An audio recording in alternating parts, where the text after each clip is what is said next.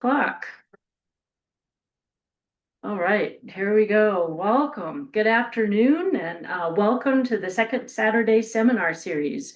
I'm Susan Jones, and Charles D. Fernando is here with me today at the Animas Museum. We've been working for about 2 years now towards the sesquicentennial, and yes, it took a while to learn to say that, but that's 2026, the joint commemoration of the 250th anniversary of the signing of the Declaration of Independence and the 150th anniversary of Colorado statehood.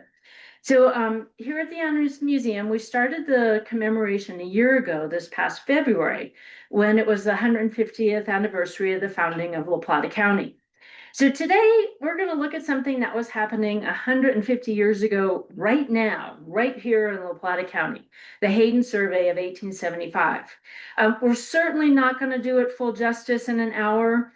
We're just going to focus kind of on what happened in La Plata County and actually give you some background so we can talk a little bit about the legacy.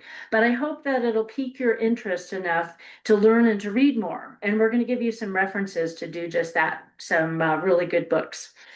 Just a reminder, we're not doing hybrid presentations really during the summer months because it just gets too darn hot downstairs and the fans and mini air conditioners make too much noise. So we're streaming this talk for the diehards down there, but otherwise we are thrilled to have you on Zoom and or for those of you who didn't get a chance to be here live, you can watch the recording later while drinking the cool beverage of your choice. Now, for those of you on Zoom, real quick housekeeping, we're using the webinar feature, which means that you're all muted and your videos are off. At the bottom of your screen, and you may mouse down to see it, there are a couple icons. We're not using the chat today, so please use the Q&A if you have any questions as we go along, if you have an immediate issue. Also, we are supporting closed captioning, but you need to turn it on if you want it. And if you want that, just navigate down to the icons at the bottom of your screen, click on captions and enable show captions. It'll be green when it's enabled. So we're going to say, please hold your questions till the end of the talk. And on Zoom, if you want to type in your questions anytime, that's fine, but we'll get to them at the end. And then in any case, there are some diehards downstairs. After we shut the Zoom down, we'll go downstairs to answer any questions in person.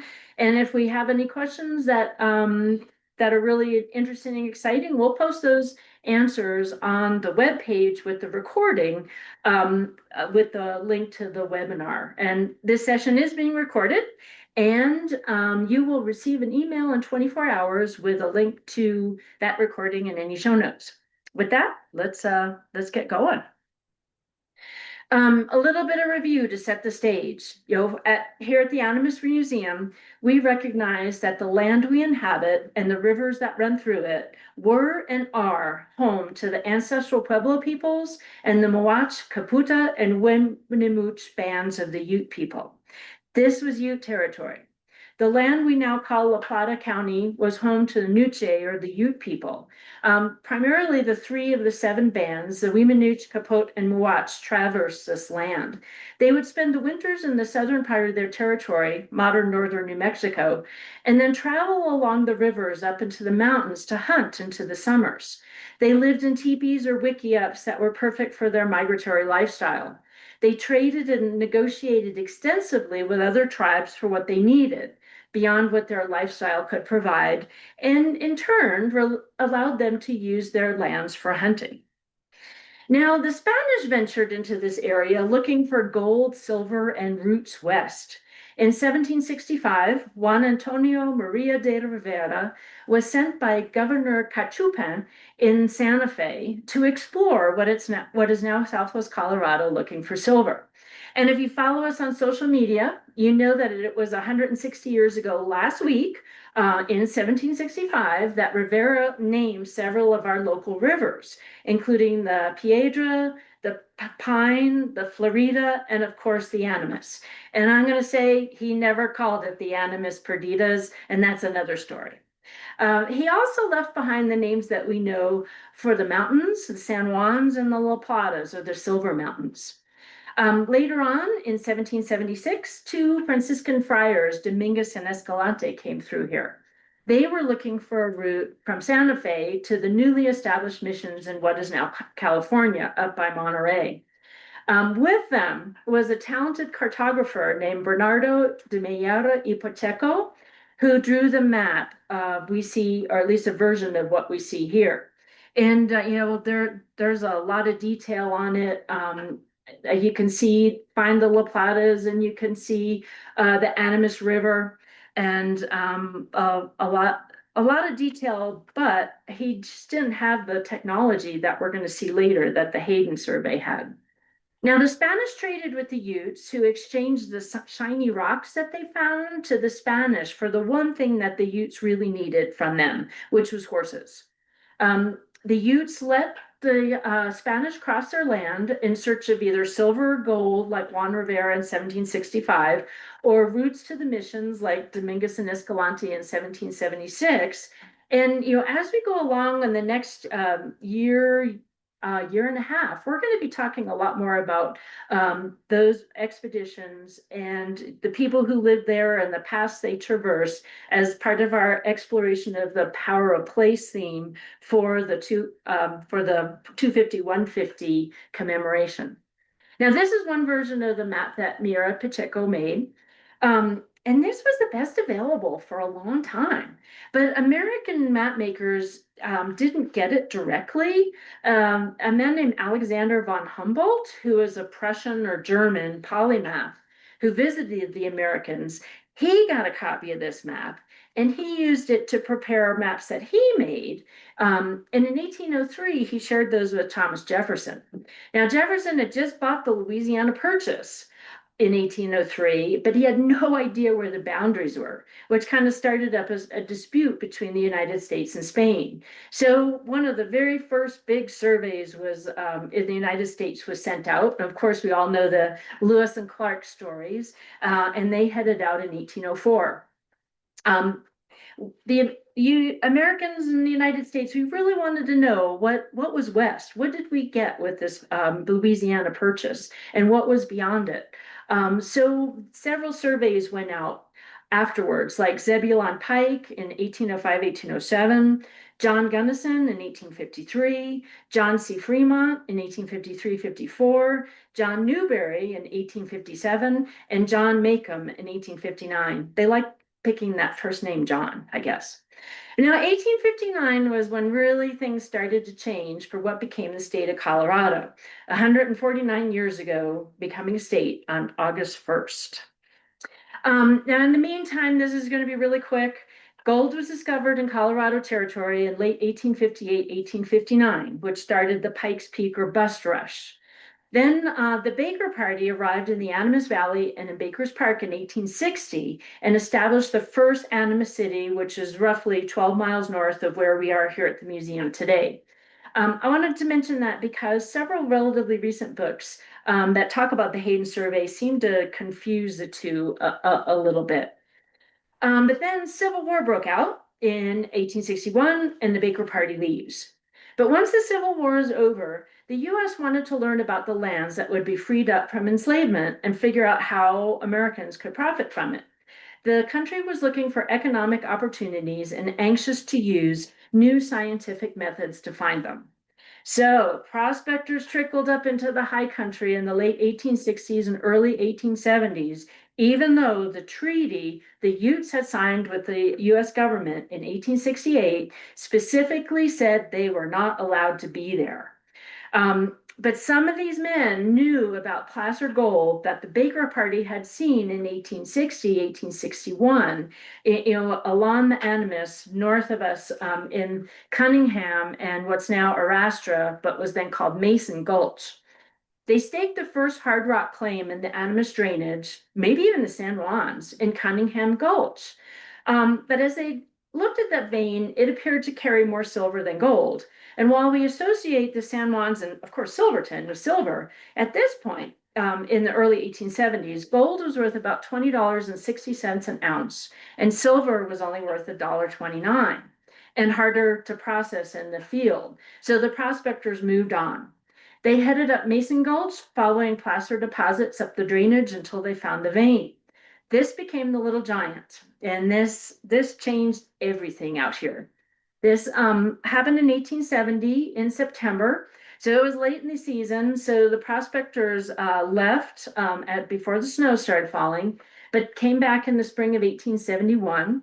They built an arrastra to process gold at the base of the gulch and started processing ore. That was the very first mill in the San Juans.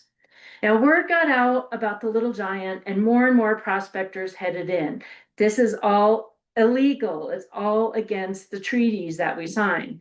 But by the end of the season, 40 to 50 prospectors were there, even though the Little Giant was the only profitable mine at the time. The next year, there were 150 people. A stamp mill was hauled in. The Utes watched all this, and they were not happy. In 1873, the Army sent Lieutenant Ernest Ruffner in to document the illegal mines and settlements, and that's where these images come from. The one on the left is the mill being built at the Little Giant mine, and the one on the right is a picture of the stamp mill that they were building at the Little Giant, and they were taken by a photographer who accompanied Ruffner. So 1873, things are starting to change.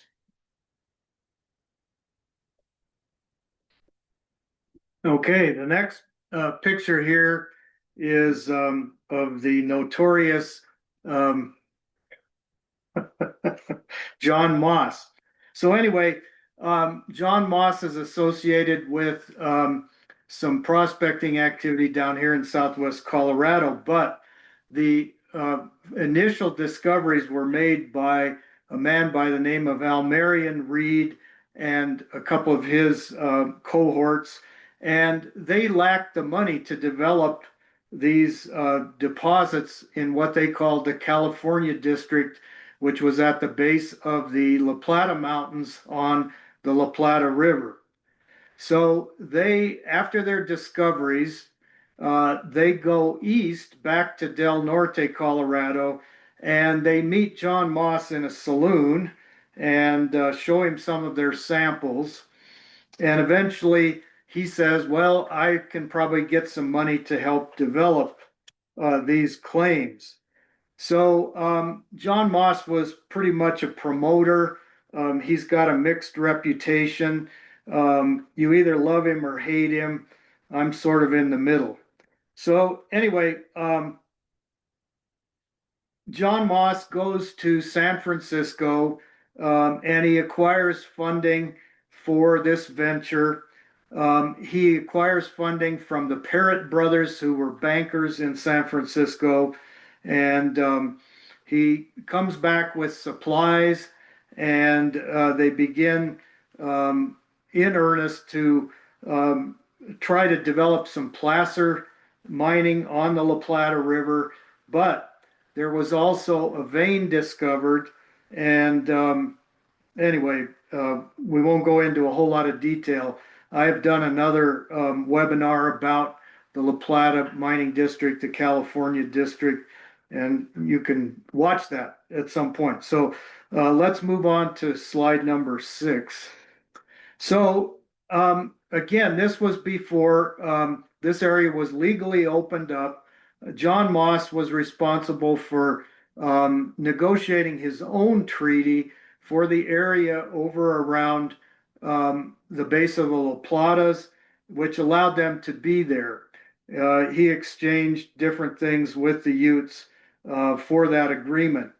So again, responding to Ute complaints, the federal government tried to expel prospectors by March 1st of 1873, and it was an order to be enforced by the Army. General A.J. Alexander created a camp on the Rio Grande called Camp Loma to guard entry into the Ute Reservation for the spring season. The prospectors complained, and Felix Brunot, who was a member of the Indian Commission, started contemplating a new treaty with the Utes.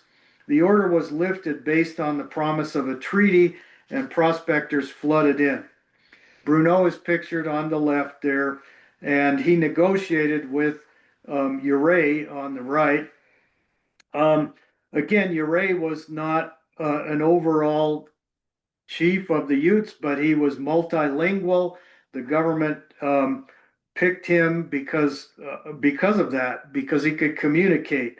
And I think at the time, Ure, um, he was looking out for the best interest of the Utes, but some of the other Ute leadership did not sort of agree with Ure. So let's go to the next. Okay, so the Brunot Agreement was negotiated and came about in the summer of 1873. And over there on the left side, you see a map that shows the original homeland of the Ute people, which covered an area much larger than what is today Colorado. If we look at the corresponding map on the um, right side, you can see the reservation as it existed um, in 1868, and then there's a big strip in there that was taken out as a result of the Brunot Agreement, which is referred to as the San Juan Cession. So, as you can see, the Ute land is being diminished significantly. And um, there was another reservation established up in northeastern Utah and so forth. So, um, let's go on from there. So this kind of sets the stage of what had happened in Southwest Colorado. And meantime, back back in Washington, D.C., after the Civil War ended, there were four so-called great surveys that the government and the War Department encouraged to figure out what was going on out west. The first of these was the report of the geological exploration of the 40th parallel, led by Clarence King in 1867. Now, King's survey was, of course, right along the 40th parallel that ran through northern Colorado, southern Wyoming, northern Utah, southwestern Idaho, and then northern Nevada. Then there were the Powell surveys, the Geological Survey of the Rocky Mountain region in 1869 by John Wesley Powell. Powell's survey was, among other things, looking at primarily the watersheds. And so he's well known for being the first Americans to go through the Grand Canyon on the Colorado River. And this survey was overseen by the Department of the Interior. Then there was the Reports upon United States Geographical Surveys west of the 100th meridian, 1872, that was done by George M. Wheeler. And Wheeler's subject surveys were based, again, around the 100th meridian, and the Army Corps of Engineers was very much involved. They were looking at parts of New Mexico, Colorado, northern Arizona, Utah, southern Nevada, and eastern California. And they were very involved with the War Department as well as King's survey, because these surveys were used to help determine the best places to put army posts to, and I quote, protect the settlers. Now, finally, we've come through a lot here in Southwest Colorado. We get to 1873, and it looks like statehood is likely. A man named Ferdinand Hayden believed that he could survey the territory and provide not only accurate maps, because really all we had were the maps that were based on the ones done by Miera y Pacheco in 1776, but he was also going to provide data about the resources needed to guide the political and economic decision making for the area. Now, Hayden surveys were the forerunner of the United States Geological Survey, or the USGS, which still exists today. It was organized in 1879. And Clarence King, of that first 40th parallel survey, became the first director of the USGS, and he led it until 1881. But Hayden was different from the other surveys because he wanted to look beyond the triangulation lines, and we'll talk about what those are, and gather more information about the land between them. Now, who was Ferdinand V. Hayden? That's him on the left. And on the right, that's Dr. Hayden on his favorite horse, Patsy. Hayden was born in 1829 in Massachusetts and raised in upstate New York. Now, he trained as a physician, but he preferred geology. Geology was his favorite subject. But this was not an uncommon thing because science was not an acceptable vocation for smart young men. It's interesting. Many of the smart or the great botanists for whom the peaks on the Front Range are named, like Torreys and Grays and Perrys, they all started out as physicians too, because it was the only thing open to them. But they preferred other scientific interests. Before the war, Hayden participated in some surveys as a geologist. He did a survey in Nebraska. But then the war came out and he served as a surgeon in the Union Army. But after the war, he went back to his love of geology and survey work on the Front Range of Colorado and into Wyoming. In 1868, he surveyed some coal deposits outside of Fort Garland for a man named William Blackmore. Now, William Blackmore was a friend of Dr. William Bell, and I hope you recognize that name because William Bell was a good friend of General William Jackson Palmer, and William Bell was very instrumental in the founding of Durango much later in 1880 and in the establishment of the Denver Rio Grande Railroad. So between 1871 and 1876, Hayden's survey covered a lot of territory, like you see in this map. Um, he went from northern Arizona, New Mexico, up through Idaho and Wyoming. In 1871 and 1872, Hayden set out to survey Yellowstone. And the information and photographs he came back with that were taken by a man named William Henry Jackson, that we're going to talk about, helped to get Yellowstone declared the very first national park in the United States, maybe even some could say the world. Now, this is a whole wonderful story in itself, and I highly recommend the book Saving Yellowstone by McGann Kate Nelson. She just did a fabulous job on that book. But it was getting to be difficult and expensive to get to Wyoming. And the first inhabitants there were getting a little bit more suspicious and less friendly to the survey parties. So in 1873, knowing that Colorado probably faced statehood because of all the mining and prospecting that looked very profitable was going on, Hayden turned to Colorado. And make it even better, Denver Pacific Railroad arrived in Denver in 1870 from Cheyenne, and the Kansas Pacific Railroad was not far behind it. So getting to Colorado by this time was relatively easy from Washington, D.C. So Hayden worked in the winter to get funding from Congress for his surveys, and then they would come out in the summer. And he established quite a protocol for his surveys. Each survey had three parties or divisions. There was one to triangulate, and we'll talk about what that means in a minute. Another division was set up to supply, which was no mean feat to get food and equipment out where there were no wagon roads yet. And so, getting these surveyors the supplies they need was a task. And then the third division was led by our William Henry Jackson, the great photographer of the West. And he had naturalists and artists along with him as they were documenting what the survey people were finding. I have a great quote from Robert McPherson's book, Mapping the Four Corners, that sums up what made Hayden different. Hayden saw this multi-year survey scientific endeavor. Its focus on geology, geographic description, cartographic accuracy, and even ethnology distinguished the survey in his mind from the traditional purposes of surveying to facilitate private land claims, for example, or to provide for military defense. He believed that his survey had a far grander and more valuable purpose to stimulate and guide the rapid, efficient expansion of the American economic system into Colorado. So in 1873, Hayden's team established a baseline for his survey that was 6 miles long, and that was just outside of Denver.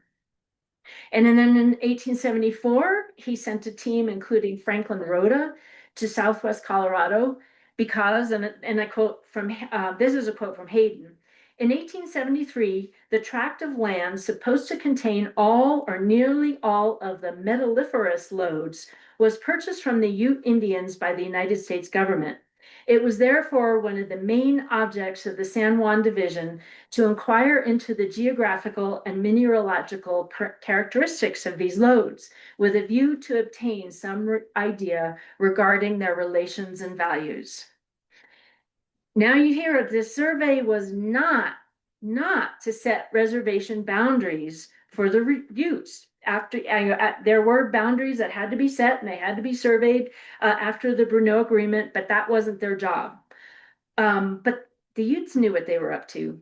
they they didn't really trust them very much. And while the survey was going to identify resources, transportation routes, and ultimately what they were going to do is figure out how to remove the current inhabitants of the land, and the Utes knew that. Still, in 1875, one of the leaders of the Southwest or San Juan division, William Holmes, said that the party in 1874 didn't get very far because the Utes ordered them back, and the survey team left before there was any skirmishes or any violence. So in 1875, their main task was surveying a 6,500 square mile region, which included portions of the San Juan, the La Plata, the Mancos, and the Dolores rivers, as well as the McElmo and Montezuma creeks. Now, what does this survey concept really mean? Well, here we see a triangulation map. What these surveyors did was to climb tall mountains, and from these high points or stations, they were able to compile the maps that we see to this day. This work wasn't done in the field, but was completed over the winters back in Washington, D.C. So down there in the right-hand corner, you see some gentlemen up on a rock precipice with a tripod and equipment. That's Chittenden and Holmes. Um, anyway, they were determining the position of points by measuring angles to them from known points. And that's how you get a triangulation map. They had to establish control points. They measured the baseline, which was mentioned earlier. Hayden and his teams did this in 1873 outside of Denver. Then they had to measure angles, calculate distances, extend the networks, and this was the basic function of the surveys. And the inset shows Chittenden and Holmes, two of the members of the Southwest Division in 1875, triangulating. Um, let's go to the next. Yeah, here's another picture of the survey crew. This picture was taken by Jackson in 1874, and that's A.D. Wilson and Franklin Rhoda that were working on the triangulation map. Now, right here, they're on top of Salton Mountain, and its elevation is 13,375 feet. So it's not a 14er, but if you climbed a 13er, they're almost as hard as the 14ers. So it's just amazing, like the clothing they're wearing and all the equipment. And these weren't light plastic things; they were heavy wood and metal pieces of equipment. And then, sir, if you're not familiar with Sultan, it's on the south end of Baker's Park or Silverton. So as you if you come into Silverton on the train, just as the train turns up towards the Silverton Depot, Sultan Mountain is on your left. So you can see they're working with a transit on a tripod, and they're looking to distant points to make that triangulation map that we saw just a portion of in the last slide.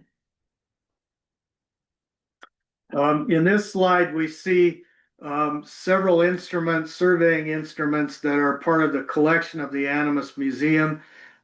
We have there a transit and a magnetic compass, a survey compass. And the survey compass was used to take magnetic bearings of lines and to measure horizontal angles. So I'm going to talk just a little bit about some other instruments that were very important in these early surveys. You have theodolites and transit instruments. They were used to measure angles and determine directions accurately. Surveyors employed theodolites and transit instruments. These instruments often were mounted on tripods and allowed surveyors to measure horizontal and vertical angles with precision. Theodolites were equipped with telescopes, and vernier scales, enabling accurate readings necessary for triangulation and mapping. The other important thing, of course, was magnetic compass. The magnetic compass was another essential tool for surveyors in the 1800s. It provided a reference direction, typically magnetic north, and helped orient surveying instruments accurately.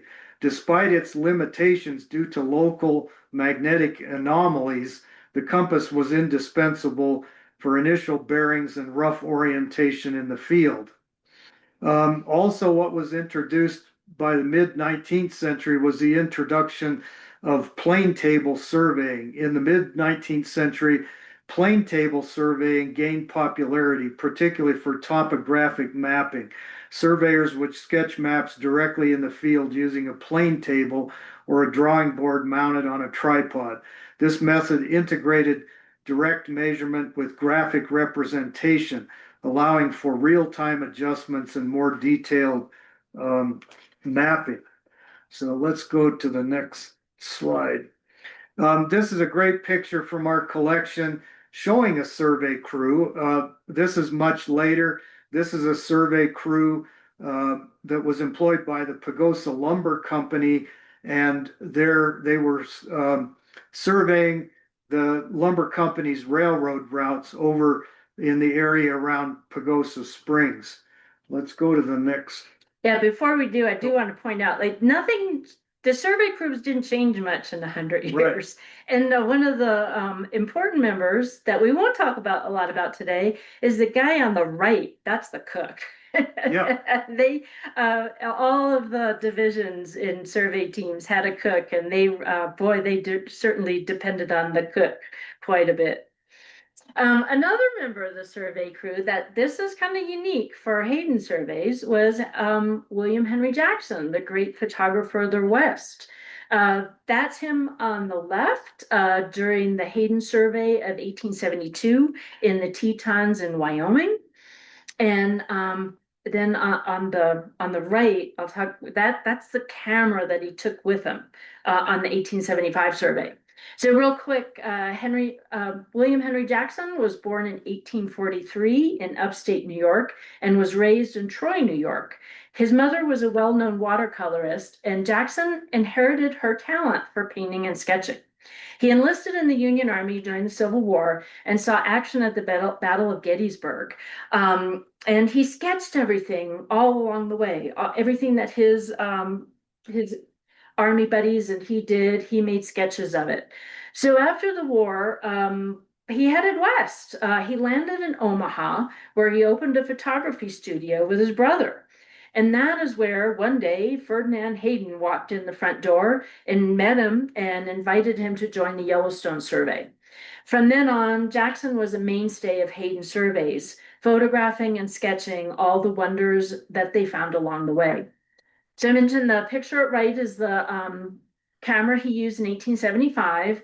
The plates were 20-inch by 24-inch. So he could get the best, and I'm going to use the word resolution. I don't know that they had the word then, but boy, that kind of made his life certainly difficult. What he had to go through to get those pictures, that's a whole topic for another talk, but it was pretty incredible. Now, this is again on top of Salton Mountain, again, 13,375 feet, just on the south end of Baker's Park. And that's the tent that he used to develop. And, if you know, on top of a 13 or even in July or August, the temperature can be awful, even if it's hot down lower, awfully cold, I should say, and windy, and you could have moisture up there. So it's just amazing what he did. Now, Jackson, like many of the members of his survey team, was a diarist. And a gentleman named Robert Terrell found his original diary, Jackson's original diary, handwritten diary, in the archives at History Colorado in Denver. So a couple years ago, he published a book that has the daily details from the diary. And he also did kind of like now and then comparisons of the photos that Jackson took. And yes, we have that copy of this book in the library, and it is pretty incredible. And we're very glad that Terrell wrote this book. So here we are. It's 1875. We've met some of the major players of the survey and we're ready to go. Um, Now, I talked about how Hayden established working teams. Each team or division it included two or three scientists, and by scientists that could mean that would mean the surveyors or topologists. That could mean geologists, botanists. It just depended what team and what they specialized in. It also included wranglers, the cook I mentioned, and often a reporter. Um, Hayden really understood the benefits of communication with the rest of the country. And so he tried to have a reporter with him. And if he didn't have a reporter separately, he'd have somebody on the team that would do two jobs and send back dispatches back east as well as they could. Now, the scientists earned $125 to $200 a year. They worked year round. So they surveyed all summer and they compiled their data for the maps and reports that were later published in Washington, D.C. They did that in the winter. The packers and the cooks made $60 to $70 for the summer. And Hayden made arrangements with locals in Denver to take care of the animals over the winter. And to start provisioning the teams in the spring, just before the scientists arrived. They used mules, both for packing and riding, but they did usually have one horse, a bell mare, so to speak, that would help to guide and calm the mules. And where they were going, there were no wagon roads. So the main divisions did not have wagons. This is their camp on Clear Creek. And every year that Hayden did a survey, they started here. This was about 6 miles outside to the west of Denver. They established here they assembled here in early June 1875. And they camped here. They could run into Denver, if they needed supplies or equipment. So it all started here and they could go back and forth and they took a couple weeks to get everything set up. And again, not just Jackson, but many of the other team members were excellent diarists and letter writers. That was the TikTok and the Instagram of their day, how it would say. Many of these letters and survive, and some of the dispatches as well. And they're combined in McPherson's Mapping the Four Corners book that I think I mentioned earlier, which is just uh, a fascinating read, and I highly recommend it. It's all about the 1875 survey. But they didn't write about the mundane parts of the survey work, like Charlie's been talking about, but they did write about the things that they thought were unusual, often about the Utes that they met along the way. And looking back with 21st century eyes, it wasn't always flattering. But this is where we get all the records of what happened in the 1875 survey. Now, they left Clear Creek on June 7th, 1875. And this is a lithograph, an engraving of some of the survey leaders. These are from both 1874 and 1875. Go left to right, we've got William Holmes on the left, George Chittenden. Holmes actually was the leader of what became the San Juan division of the 75 survey. William Holmes was the lead topologist or surveyor, if you will, on the 75 survey. There's Ferdinand Hayden sitting kind of in the middle. And next to him, going to the right, is Ernest Ingersoll. And Ernest Ingersoll was on the 74, but not the 75 survey. But one thing I'll say about Ernest Ingersoll, he was the one that came up with the whole idea of the Animas River being the river of lost souls. He was he worked for the New York Tribune newspaper, and he came out here quite a bit, even into the 1880s when he was encouraging tourists to come out here. So that's kind of what they look like. Hayden divided the 1875 survey into several groups. James Gardner, who's not pictured here, he led what was called the primary triangulation division. Now, a lot of the triangulation work had been done earlier, so these guys didn't have any work to do until they hit the Los Pinos Indian Agency, which is located at the time near Saguache. So Gardner sent his men on, and actually, they headed kind of north. So they're not, they didn't, they only came to La Plata County later, and I'll talk a little bit, we'll definitely talk more about that. But Gardner is kind of interesting. In 1875, he sent his men on, and he went to survey the coal fields near Trinidad for his old friend and our old friend, General Palmer, and the Denver Rio Grande Railroad. It's not kind of clear who paid for this side trip. It should not really have been paid by the government, but it's not clear that General Palmer and the Rio Grande paid for it. So that's kind of an interesting aside. But in the meantime, once Gardner got back, Gardner's team headed up north and then west to the Abajos in Utah. The Western Division was led by Henry Gannett, and he went to march from Denver to Los Pinos, again, the Southern Ute Reservation, and from that point began surveying along a lengthy arc extending north and west, and then finally returning east to a point in the La Plata Mountains, which we know as Parrot City. Parrot City became the rendezvous for the Western Division and the primary triangulation division late in August.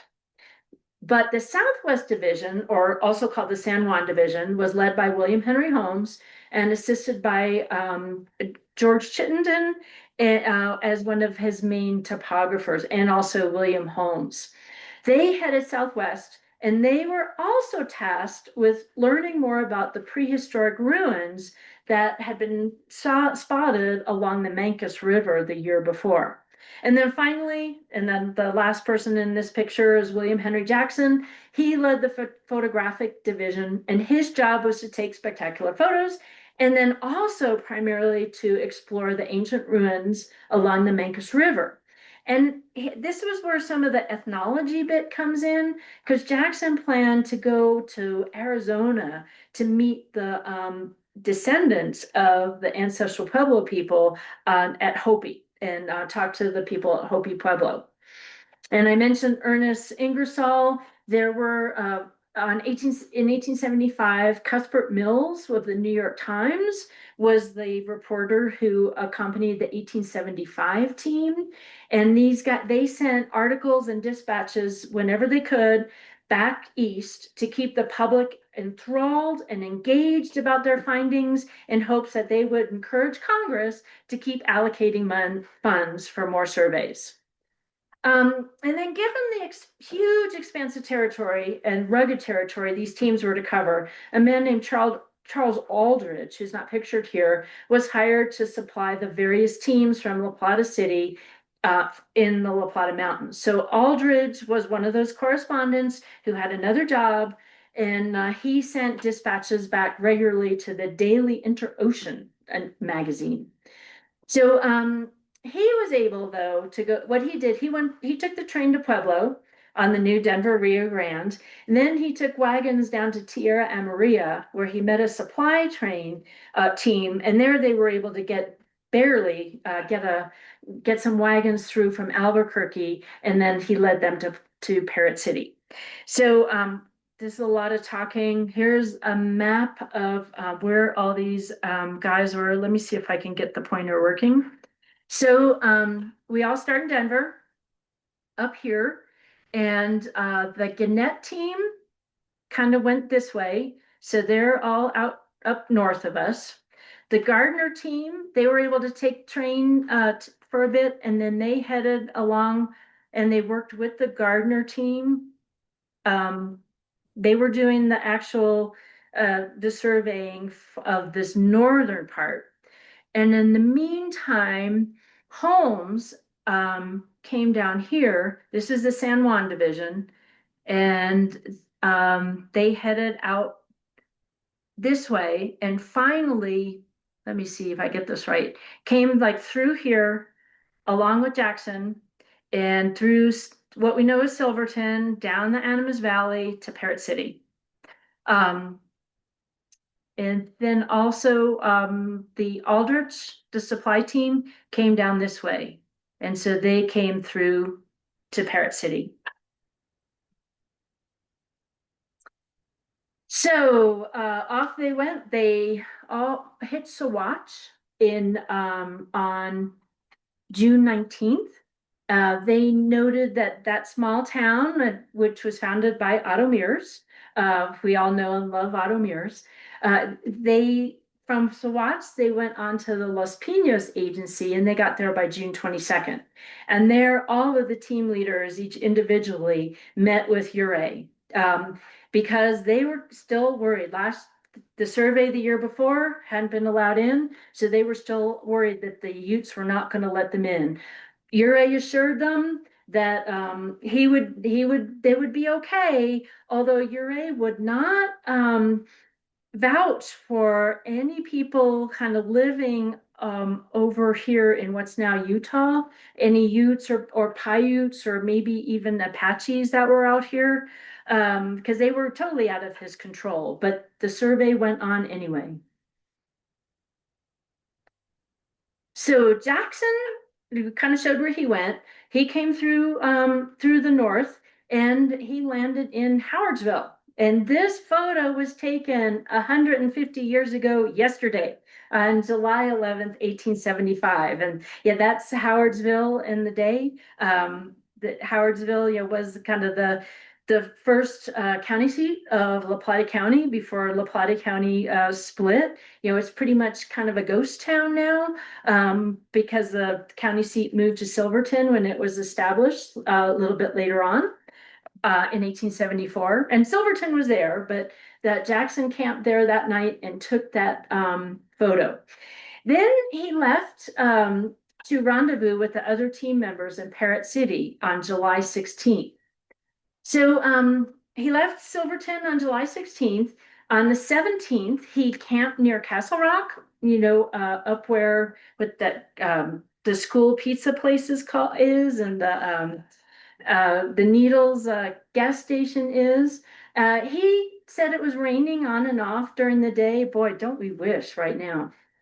The next day, they headed south and they passed a spot called Elbert, which has kind of been debated. He called it Elbert. It's been debated for years. Alan Nossaman kind of doubted it really ever existed, but it was a town that was planned on the west side of the Animas River, just a little bit north and west of the first Animas City at Baker's Bridge.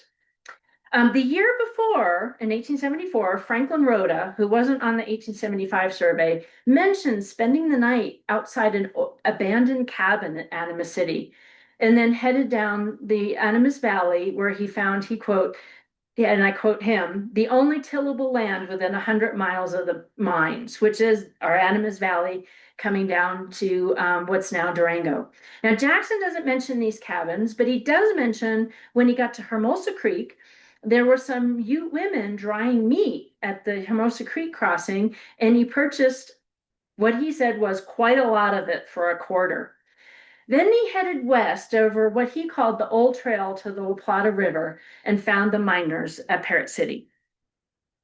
So this next slide shows Parrot City again, on the La Plata River at the base of the La Plata Mountains, about 15 miles west of where Durango and Animas City is currently.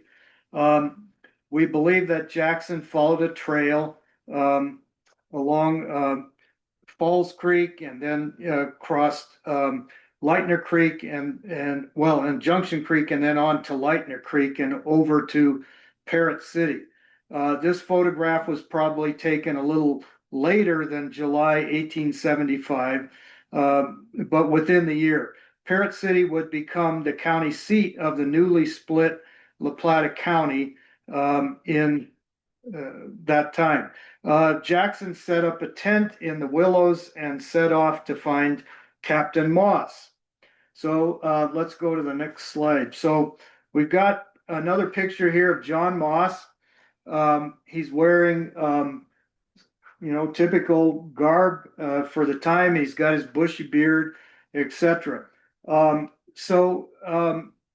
The party had met a supply train run by a man by his name of Cooper, who sort of convinced them to go on to Parrot City and to meet with John Moss, because again, I think there was questions about who might be able to take them out into the desert to explore some of the archaeological sites, etc. Uh, anyway, that's a great picture of John Moss.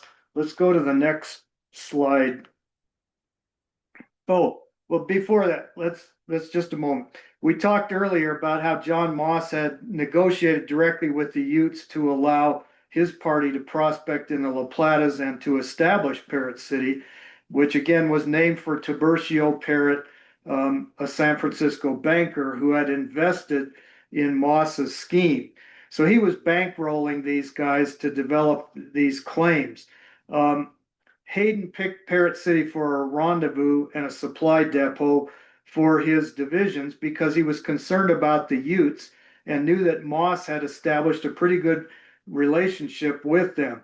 When Jackson arrived, however, the supply wagons led by Aldrich had not yet arrived in Parrot City, and so he settled in to wait. So let's go to the next slide.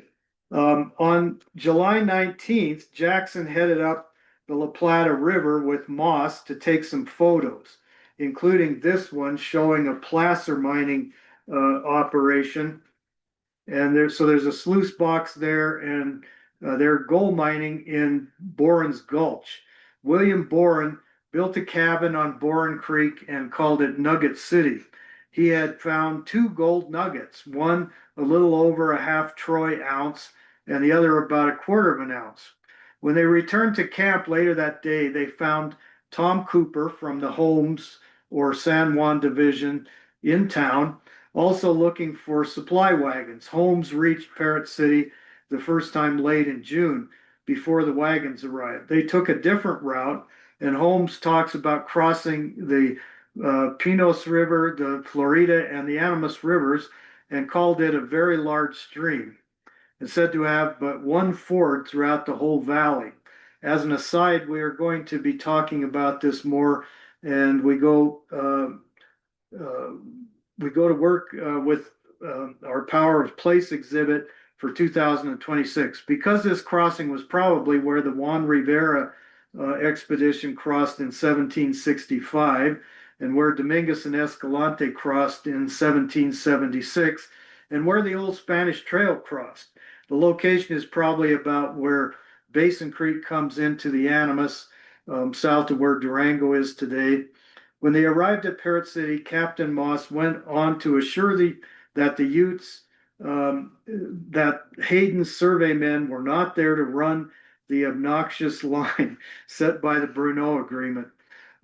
Cooper and one of Jackson's teams headed to Tierra Amarilla to find Aldrich and the wagons, fearing the worst. Aldrich and the wagons made it soon after.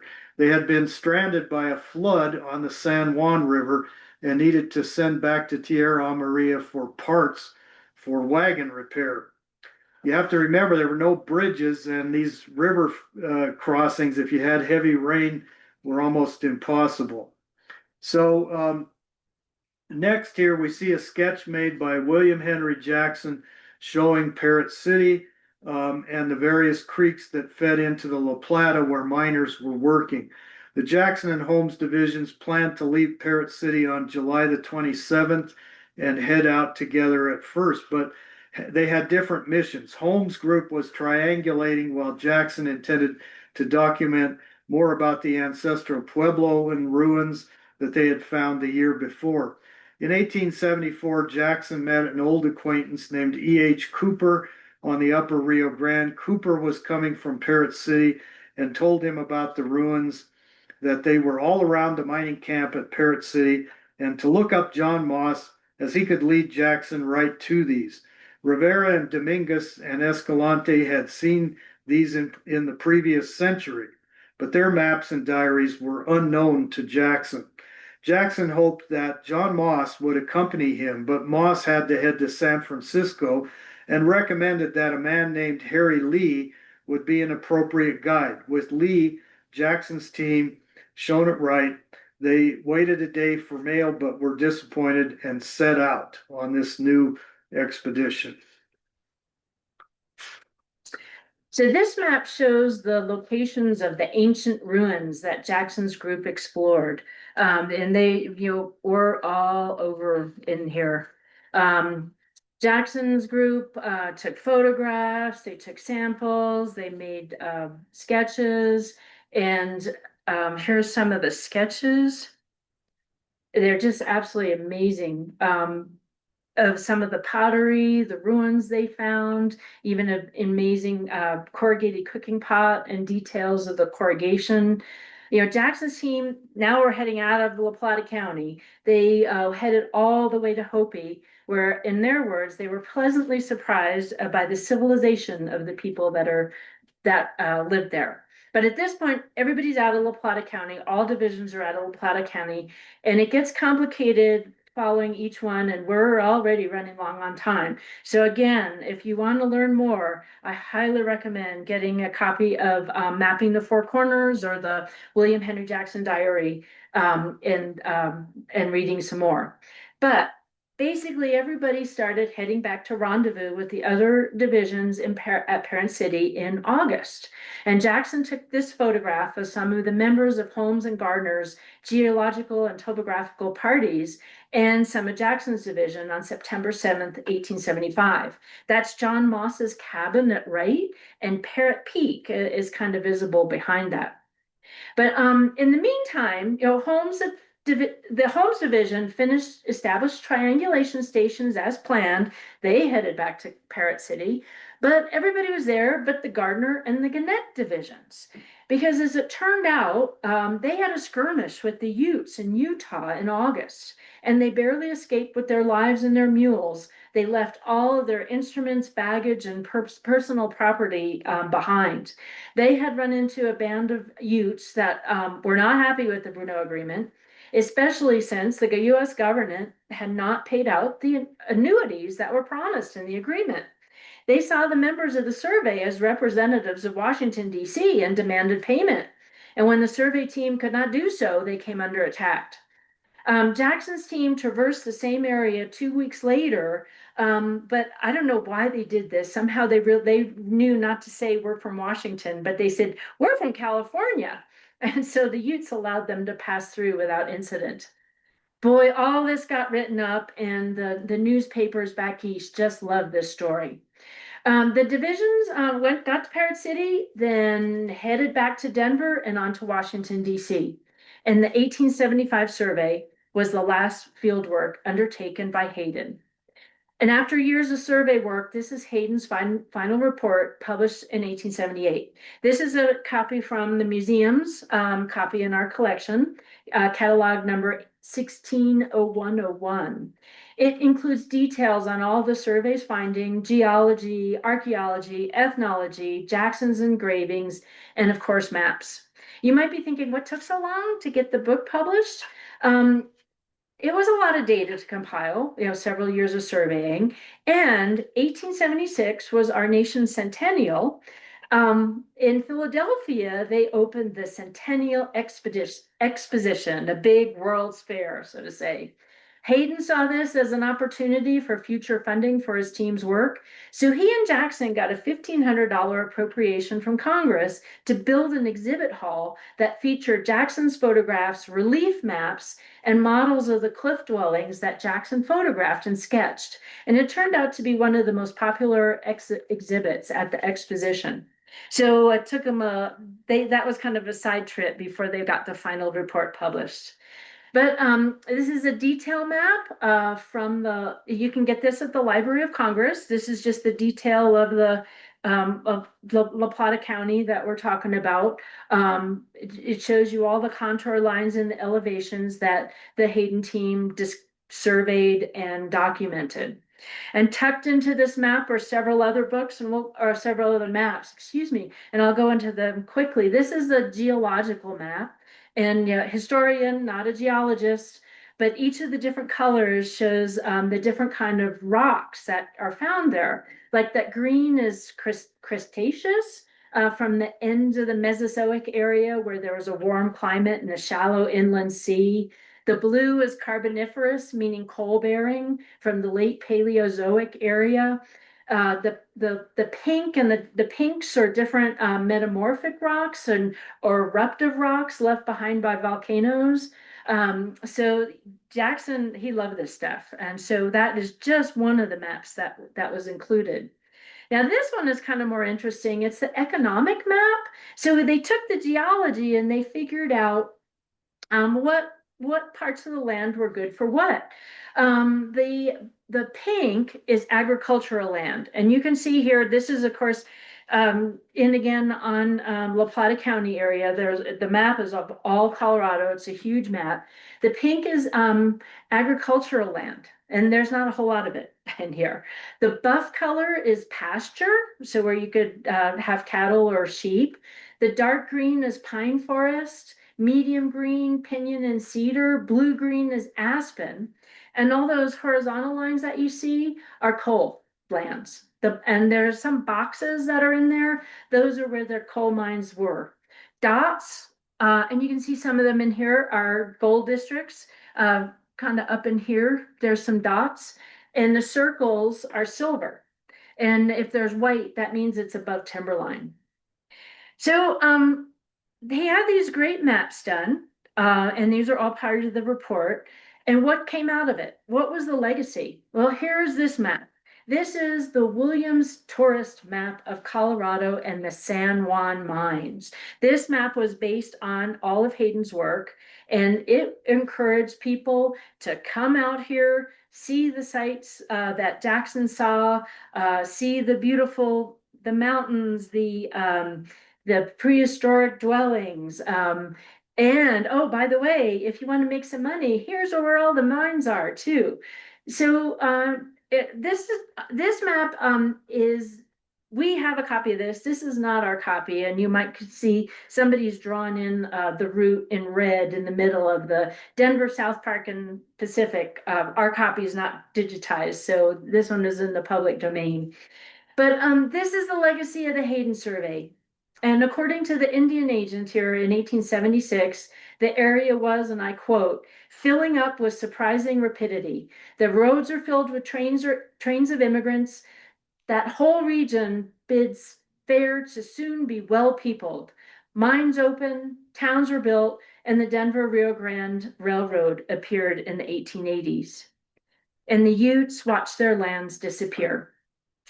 And there's on the right is the final reservation areas that you see even today. And that's it.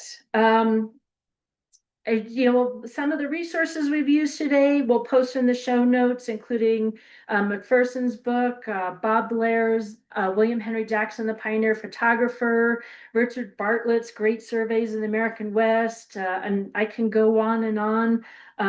Here we're trying to squeeze just a little bit of the survey into an hour, and I hope this encourages you to learn more. Any questions?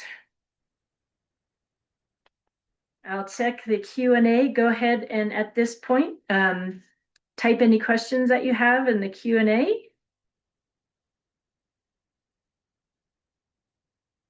And if I'm not seeing any, so we're going to do real quick the shameless self-promotion. Museum is open to the public Tuesday, Thursday, Saturday, 10 to 4, and Wednesday and Friday from 1 to 4.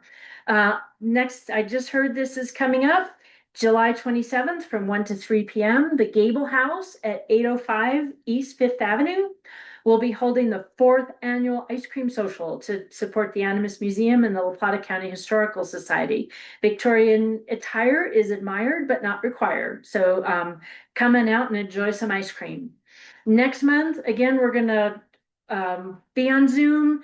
Because of the summer heat in August, we'll be commemorating the end of World War II, 80 years later, and we'll look how that affected La Plata County. That'll be on August 9th at 1 p.m. Sign up on the events page of our website, and you'll learn more there and on social media. Our World War II exhibits, Frontlines to Homefront and Supplying Victory, will be coming down at the end of August. So come on by if you haven't seen them yet. But September is going to be really big as we ramp up for 2026. It's History Live Month, sponsored by Southwest Colorado Humanities Roundtable, which we are a proud member. So stay tuned for more information on all the events. Brochures are coming out like this week. There's going to be their information on their website. We'll link to it. And I think there's also going to be an insert in the Herald. There's all kinds of events and talks and programs. We're excited to be hosting, and I want to thank LPEA's Roundup Foundation, because they are going to be allowing us to bring History Colorado's traveling exhibit called Ute Knowledge, Colorado's original science, technology, engineering, and math, which is an exhibit that tells a story about how the Utes have used STEM to survive and thrive in the Rocky Mountains. And it's got some hands-on stuff and maps, and it's really exciting. So that's going to open in September and will be here through December. One last quick check, any questions? I don't see any. So thank you so much for joining us today. To keep up with us, members only get access to our online catalog database. So join us, and you can sign up on our website. Visit our website for more resources, subscribe to our e-blast, follow us on Facebook, like us on Instagram, and if you'd like to see continued programming like this, be sure to hit the donate button on our website every once in a while. Thanks so much for joining us today. Thanks, everybody. And stay cool.